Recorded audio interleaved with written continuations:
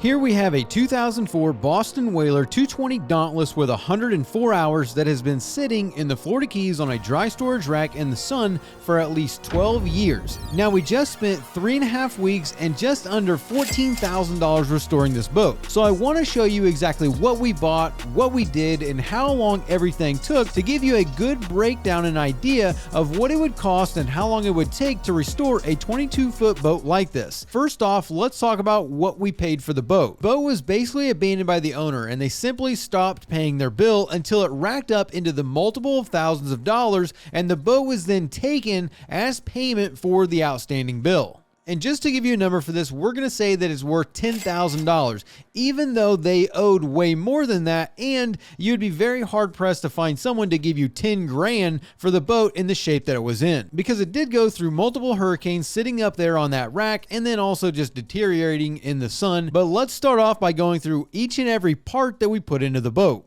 So this is all going to be in the description. I will link to this spreadsheet. Here are all the links to all of the different items that we put in there. But going down this list, I'm not going to say every single part on here, but just so you have an idea of what all we put in there and how we came up with how much we spent on the boat. So the thing got 2 Bait Century live well pumps. They were $158. So in total, they were $316. Also, here's the part number for all the parts. We got 5, well, actually, we only got 4 stainless steel recessed drink holders or cup holders. That cost us just under $100. We had a polishing pad and we had a compounding pad. We used Presta Supercut compound. We had 3M light cut polish plus wax as our polishing compound. We got a stainless steel top mount side mounts. So these are going to be our navigation lights. We got a 48-inch LED all-around light for our anchor light. And then we also got these 3-inch covers that went on the back to cover up the vents for the bilge. Fuel tank of this boat was in the bilge, so it had to be vented in case anything happened with that tank. It just could not be sealed in there, so that's what those vents were for. We got a 2940A rule float switch, which is the caged float switch. That was $61. 2 battery trays. We got 27s. I think I linked to a NOCO. I like the NOCOs better, but those are just what we had there. We got a new battery switch, a 12-volt socket. We got 10 boots that go onto the breakers. So every breaker on the switch panel got new covers on them. That cleaned that up really well. We had these barrel nuts. We had to order those. I don't have a link for those because those are just the barrel nuts that we use for part of these little cushion things. A new soft draw latch, which went on the live well. We got a ICOM VHF radio, 25 watt with GPS, black fixed mounts. That thing was $279. We got 2 pair of Fusion 6.5-inch speakers. That was $367. We put in a Fusion MS-RA 210 stereo. That stereo unit is $377. We got a new Baitwell courtesy light that goes under the console.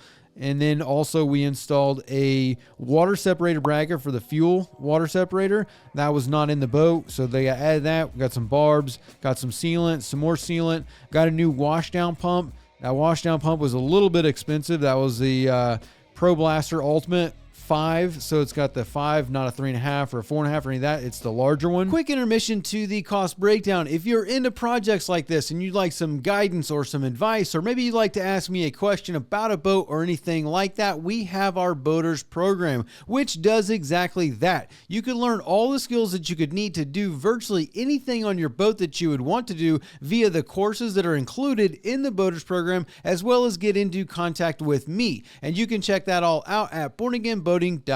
We got a new main breaker for all the electronics. We got a new breaker for the power steering and all that.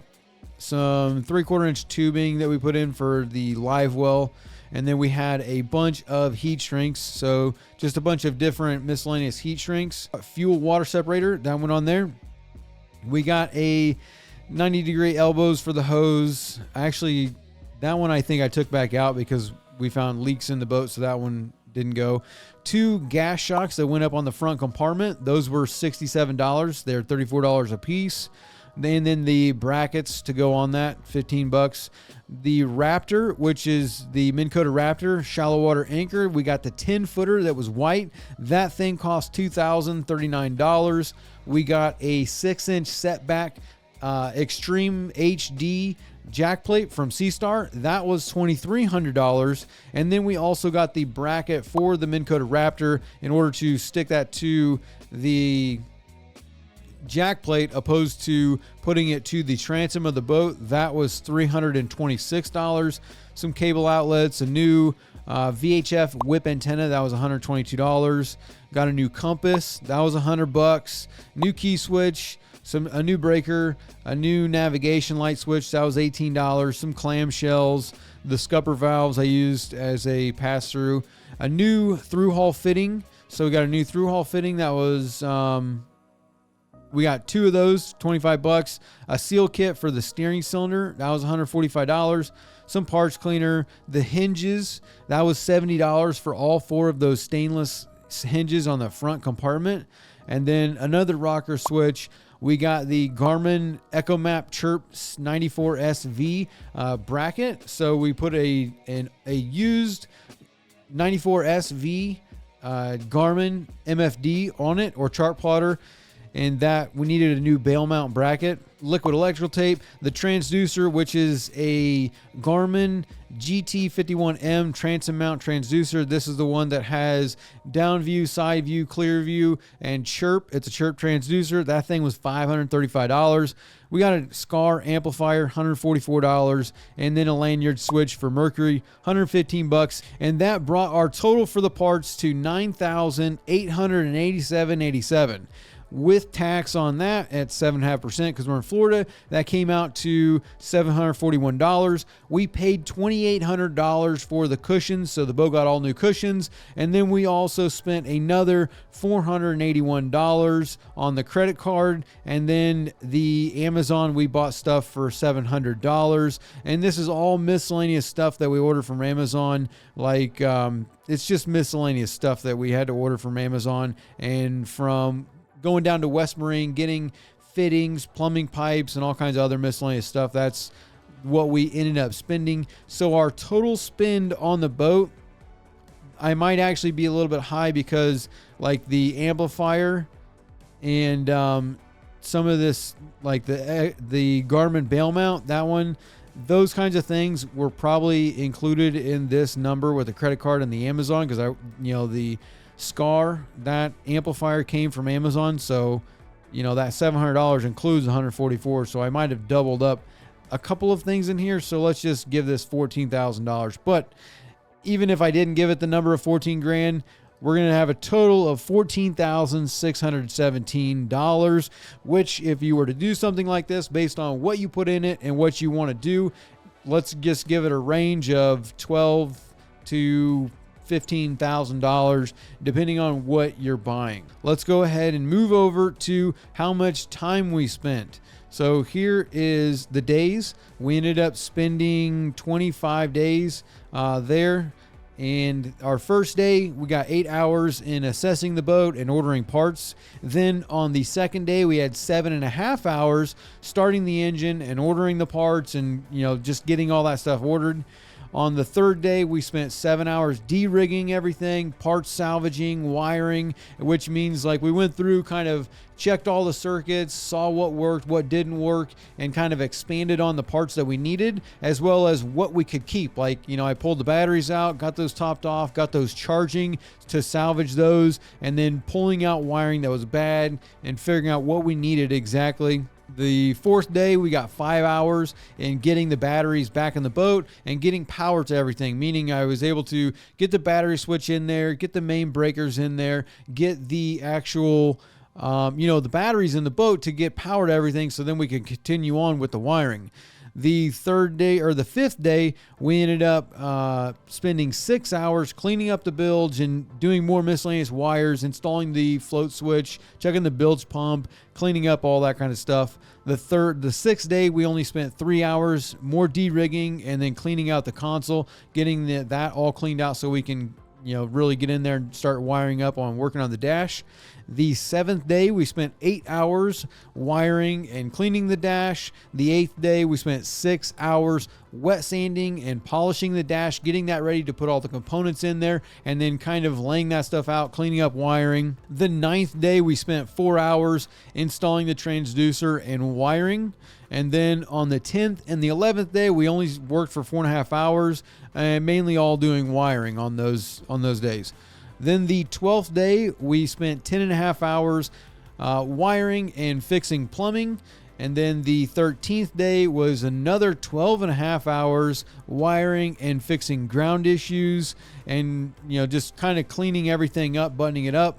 On the 14th day, so now we're 2 weeks into the project, and we spent another 11.5 hours more wiring and getting the cushions installed. So you'll notice that for the first 2 weeks of this, we've got a total of 93 hours.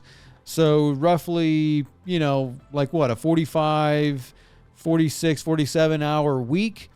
And a lot of it was wiring. So you can realistically say, if you took away, here's 15.5, even the first 3 days. So the first 3 days at, let's say, 24 hours, you would take that off of 93.5. So, or let's just make it 94, and we'll bring that down to 70 hours. So for the first 2 weeks, we've got basically 70 hours in wiring of the boat. So you've got almost 2 full weeks just in wiring, pumps, plumbing, like all that kind of stuff getting fixed in the boat. So that's kind of what takes up a good chunk of time there for the first 2 weeks. And then we moved on to the next phase, which was the 15th day. We got 8 hours pulling the engine and trying to install the jack plate, but then we had engine trouble, so that ended up just spending 8 hours pulling the engine and getting the jack plate out and kind of figuring out what we're going to do with the engine and working on that, and starting to plug a hole in the transom. And then the 16th day, we finished plugging that hole and started wet sanding. I think we got rained out that day. The 17th day, we got 4 and 3/4 hours installing the jack plate and put the Raptor, the Minn Kota Raptor, on there, the shallow water anchor. The 18th day, this is when we start back into the long days here, because the 18th day we started, we finished all the wiring and the electronics, got the amp in there, and basically finished out everything in the boat to where we can start wet sanding the boat. And then we started the wet sand on the 19th day. We got 10.5 hours wet sanding and compounding. The 20th day, we got 10 hours compounding and polishing. And then the 21st day, so now we're 3 weeks in, and we finished polishing and started working on the punch list of items, being like, getting the anchor line fixed, new chain on there, putting, just miscellaneous items that didn't get put into the boat, like the gas shocks and the brackets and like just all that miscellaneous stuff. You start working on a punch list after 3 weeks. So you could say that the first 2 weeks is mainly wiring, and then the third week is mainly cleaning, being wet sanding, compounding, and polishing, and doing other miscellaneous engine trouble things. But then on the 22nd day, we did the bottom paint and rigged the engine, got all that stuff fixed. On the 23rd day, we got 10 hours bottom painting and splashing the boat. So once you get down to this phase of the project, I call this punch listing. So we're just over 3 weeks into the project, and at the end of this, you get down to where you should have yourself a list of all the miscellaneous things that still need to get done, like a little bit of sealant here, the anchor needs fixed, we need to put this light in over here, that cup holder needs to go in, we need to polish the chaps on the engine, we need to purge the shallow water anchor once we get it in the water. All those kinds of miscellaneous things get put onto a punch list or a checklist at the end of the project, so that way you can kind of keep track of, like, there's always going to be a bunch of miscellaneous things that need to get done at the end. So the last 3 days was realistically just doing punch list items like that, reinstalling fasteners, putting the bimini top on there, that kind of stuff. the 24th day, it was the last punch list items and starting the test drive. So this is when we test drove the boat and ended up being able to take that out, put it in the, we put it in the water the day before, and then there was a leak in the boat, so we had to fix the leak. And then once that was it, we had the next day, we took it for a test drive and finished out that punch list. And then the last day, which was the 25th day, we were only there for like an hour and a half, just doing the last little piece of punch list items that we had, which in total brought us to 178 hours and 25 minutes. If you were to hire someone at $100 an hour, which would be stupid cheap. So if we were to count this out at $195 an hour times 178 hours, it would come out to $34,173 in order for you to pay a marina to do something like this. I'm not including any of this into our projected, what we actually spent, because if our total, our total parts was 14,617. And if I included that labor, that would bring the total cost or total spend on the boat to $32,442.55. But again, that's charging the labor, which I'm not putting the labor in there because I did all the work. Now, if we were to add the $10,000 of the boat onto this price, now all of a sudden you're saying we're talking about having $42,000 into this boat. And, without that, we're probably going to be 24 grand in the boat. And so the value of this boat is probably going to be something like $40,000 to $45,000, which if you were to pay someone to do it, you've now got, say, $42,000 in the boat. So you're basically breaking even. Now, if you could do this yourself and save yourself all that labor, being 180 hours, which is just over 5 weeks, 6 weeks worth of work, and that's at a 40-hour work week. So if you had, say, 2 months of your own free time that you did not have to work a job, then you could do something like this and save yourself $20,000. But if not, you're going to be breaking even on a boat like this.